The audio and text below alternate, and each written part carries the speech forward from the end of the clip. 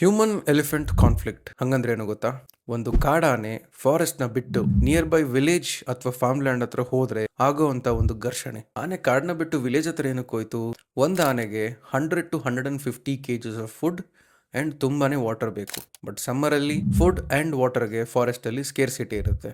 ಹಾಗಾಗಿ ಅವುಗಳು ಅದರ ಇನ್ಕ್ರೆಡಿಬಲ್ ಮೆಮೊರಿ ಯೂಸ್ ಮಾಡಿಕೊಂಡು ಹಳೆ ಪಾತ್ಸ್ ನ ಎಕ್ಸ್ಪ್ಲೋರ್ ಮಾಡಕ್ ಹೋಗ್ತವೆ. ಎಲ್ಲಾದ್ರೂ ವಾಟರ್ ಹೋಲ್ ಸಿಗುತ್ತಾ, ಎಲ್ಲಾದ್ರೂ ಫುಡ್ ಸಿಗುತ್ತಾ ಅಂತ ಹೇಳ್ಬಿಟ್ಟು. ಬಟ್ ಪ್ರಾಬ್ಲಮ್ ಏನಾಗಿದೆ ಅಂದ್ರೆ ಆ ಎಲಿಫೆಂಟ್ ಕಾರಿಡೋರ್ ಪಾತ್ಸ್ ಇರುತ್ತಲ್ಲ, ಅದ್ರ ಮಧ್ಯದಲ್ಲಿ ರೋಡ್ಸ್ ಮಾಡಿದೀವಿ, ಹಳೆ ಫಾರೆಸ್ಟ್ ಜಾಗಗಳಲ್ಲಿ ವಿಲೇಜ್ ಮತ್ತೆ ಫಾರ್ಮ್ ಲ್ಯಾಂಡ್ಸ್ ಕಟ್ಟಿದೀವಿ. ಹೀಗಾಗಿ ಅವುಗಳ ಪಾತ್ಗಳನ್ನ ನಾವು ಡಿವೈಡ್ ಮಾಡ್ಬಿಟ್ಟಿದೀವಿ, ಸಣ್ಣ ಸಣ್ಣ ಫಾರೆಸ್ಟ್ ಪಾಕೆಟ್ಸ್ ತರ ಮಾಡ್ಬಿಟ್ಟಿದೀವಿ.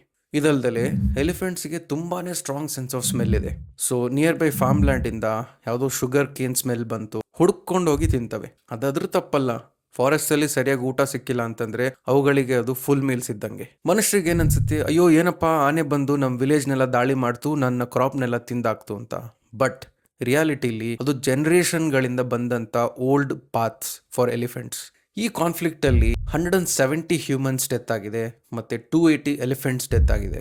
ಇದನ್ನೆಲ್ಲ ಪ್ರಿವೆಂಟ್ ಮಾಡೋಕ್ಕೆ ನಮ್ಮ ಫಾರೆಸ್ಟ್ ಡಿಪಾರ್ಟ್ಮೆಂಟ್ ಅವರು ಏನೇನು ಸೊಲ್ಯೂಷನ್ಸ್ ಇಂಪ್ಲಿಮೆಂಟ್ ಮಾಡಿದ್ದಾರೆ ಅಂತ ನಾಳೆ ಹೇಳ್ತೀನಿ, ಫಾಲೋ ಮಾಡ್ಕೊಳ್ಳಿ.